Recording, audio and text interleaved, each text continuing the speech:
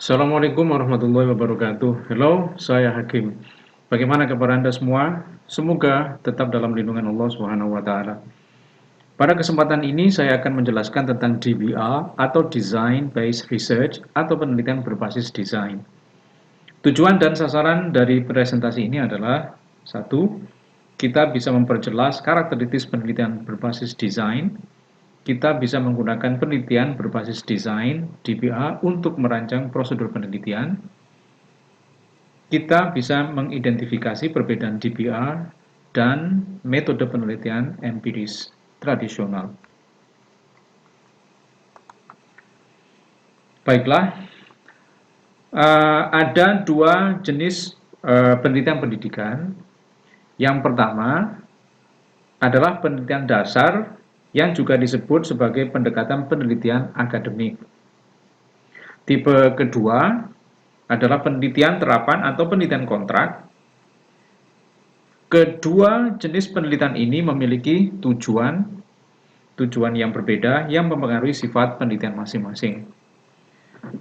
Dasar untuk penelitian pendidikan adalah metode ilmiah.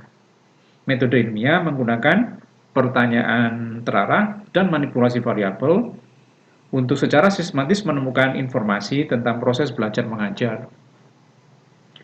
Pertanyaan skenario ini dijawab dengan analisis data yang dikumpulkan khusus untuk tujuan menjawab pertanyaan ini.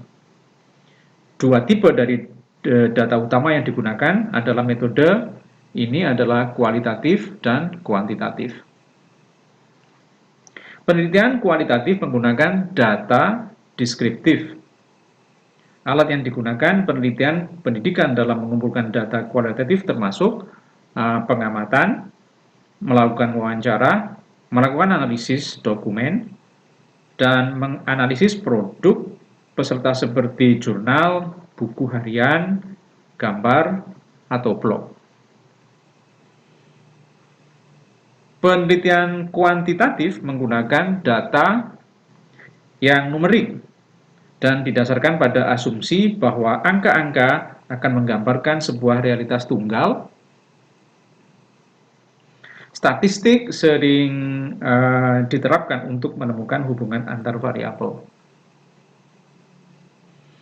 Penelitian berbasis desain dan metodologi desain menjadi semakin penting untuk penelitian teknologi pendidikan dan pengembangan produk pendidikan. Bagian berikut akan saya perkenalkan penelitian berbasis desain secara terperinci. Oke, konsep penelitian berbasis desain. DBR atau Design Based Research adalah pendekatan sistemik untuk merencanakan dan mengimplementasikan inovasi yang menekankan pendekatan iteratif atau berulang untuk merancang dengan keterlibatan kerjasama yang berkelanjutan dengan praktisi.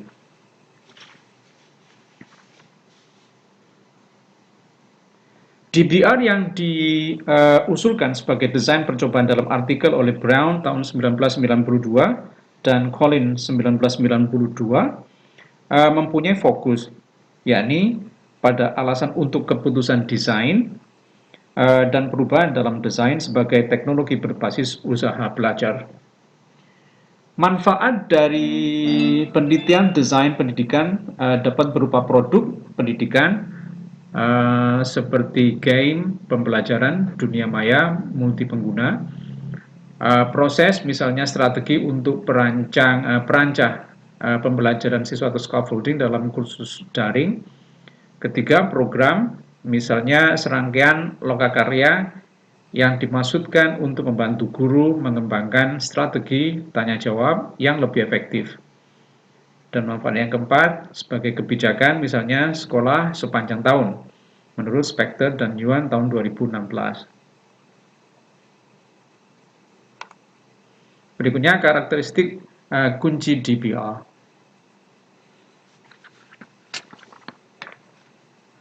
Penelitian berbasis desain menunjukkan ciri-cirinya. Ciri yang pertama adalah pragmatis. Maksudnya berkaitan dengan menghasilkan pengetahuan yang menghasilkan pengetahuan yang dapat digunakan dan solusi yang dapat digunakan untuk masalah dalam praktek. Ciri yang kedua, berdasarkan atau mendasar, maksudnya menggunakan teori, temuan empiris, dan kerajinan kearifan untuk memandu kerja. Yang ketiga, intervensi, maksudnya dilakukan untuk membuat perubahan dalam konteks pendidikan tertentu. Yang keempat, berulang, maksudnya ini berkembang melalui banyak siklus desain, pengembangan, pengujian, dan revisi. Berikutnya, kolaboratif, maksudnya membutuhkan keahlian kemitraan multidisiplin, termasuk peneliti dan praktisi, tetapi juga sering yang lain. Misalnya materi pelajaran, spesialis, pemrograman perangkat lunak, atau fasilitator. Berikutnya bersifat adaptif, maksudnya desain intervensi, dan terkadang juga desain penelitian sering dimodifikasi sesuai dengan wawasan yang muncul. Terakhir, berorientasi pada teori, maksudnya menggunakan teori untuk merancang dasar dan pekerjaan desain, dan pengembangan dilakukan untuk berkontribusi pada pemahaman ilmiah yang lebih luas. Oke, sekarang slide ketiga, proses penelitian berbasis desain. Proses penelitian berbasis desain telah digambarkan sebagai sesuatu yang bersifat berulang, iteratif, juga fleksibel.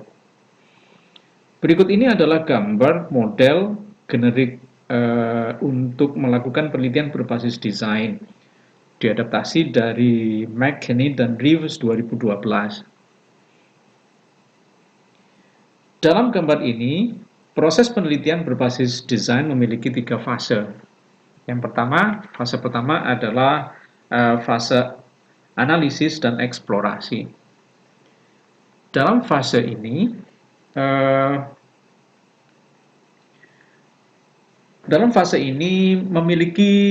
memiliki unsur, yakni pernyataan masalah. Dalam pernyataan masalah tersebut terdapat konsultasi dengan peneliti dan praktisi, juga ada analisis pertanyaan penelitian, dan juga tinjauan literatur. Dan hasil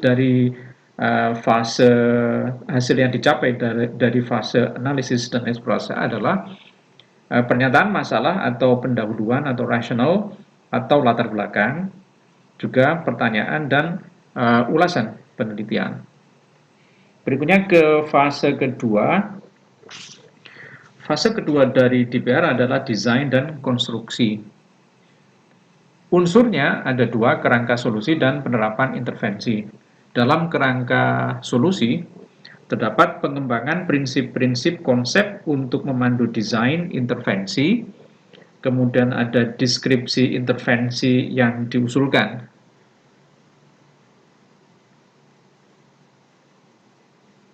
Juga terdapat prinsip-prinsip desain. Kemudian untuk penerapan intervensi mencakup peserta, kemudian pengumpulan data, dan analisis data. Sedangkan hasil yang dicapai adalah prinsip-prinsip desain, kemudian intervensi yang dirancang, juga program intervensi. Itu untuk fase kedua. Nah, sekarang kita ke fase 3. Fase ketiga itu adalah evaluasi dan refleksi. Di dalam unsurnya, atau unsur dalam fase ketiga itu ada apa saja?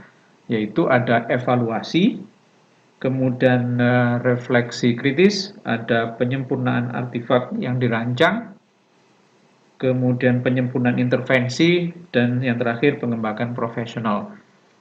Sedangkan hasil yang dicapai dalam fase 3 itu adalah mematangkan intervensi, dan yang terakhir adalah pemahaman teoritis.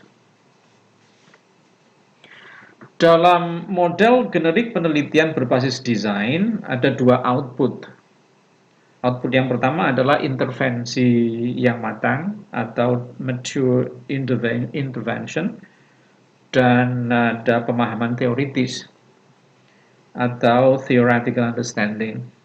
Kedua hasil output ini dari waktu ke waktu dapat menjadi lebih relevan secara lokal atau berlaku secara lebih luas.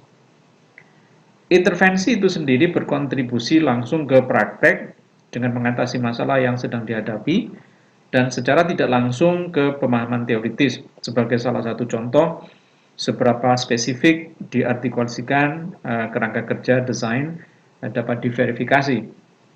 Pemahaman teoritis dihasilkan melalui biasanya beberapa mikro dan atau siklus penelitian desain.